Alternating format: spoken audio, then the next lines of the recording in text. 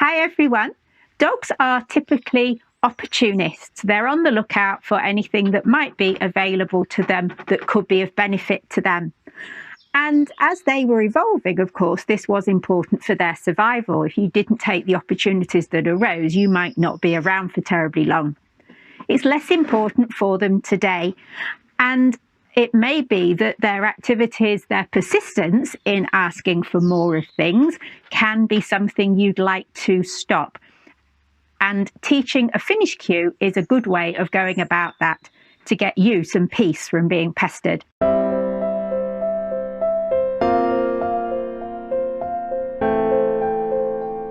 Dogs are frequently keen to get more of something that they enjoy. Makes sense, really.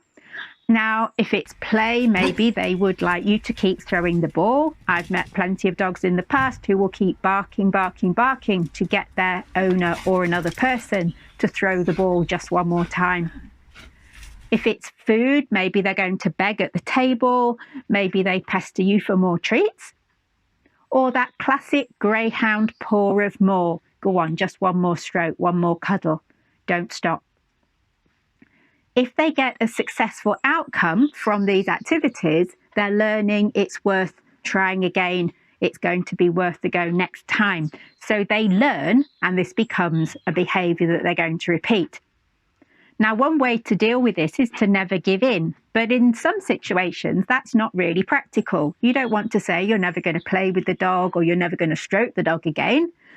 And perhaps you just want some way of telling them that now we've had our time, now is time to stop.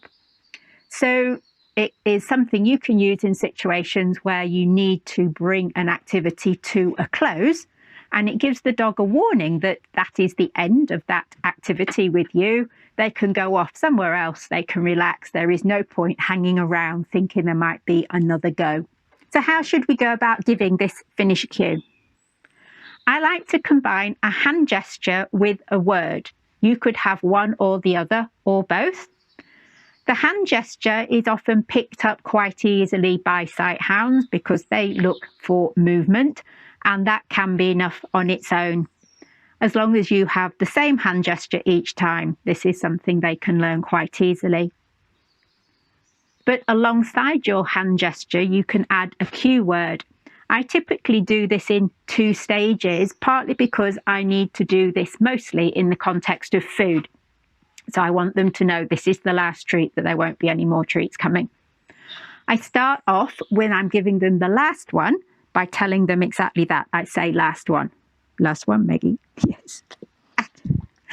And when they've had that last one, as I'm giving it to them, then I will say to them, all gone. And it's at that point that I make my hand gesture. I say all gone and they get the hand gesture.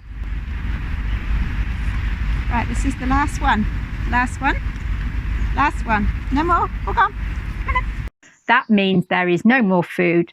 You can go away. Nothing exciting is happening for you here now. And typically they pick that up pretty quickly. They wander off and they go and do something else. Key to getting this in your dog's head is that you are consistent. Make sure everybody in the house does it the same.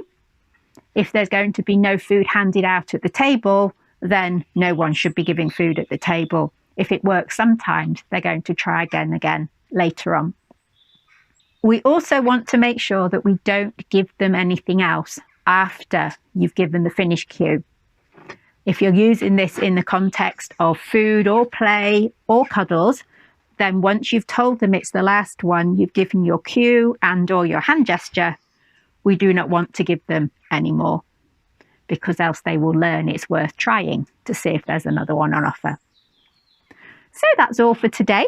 I look forward to hearing how you get on with teaching your dog a finish cue if they don't already, or if they already know a finish cue, let us know in the comments what you like to use for your dog and the situations where you use it.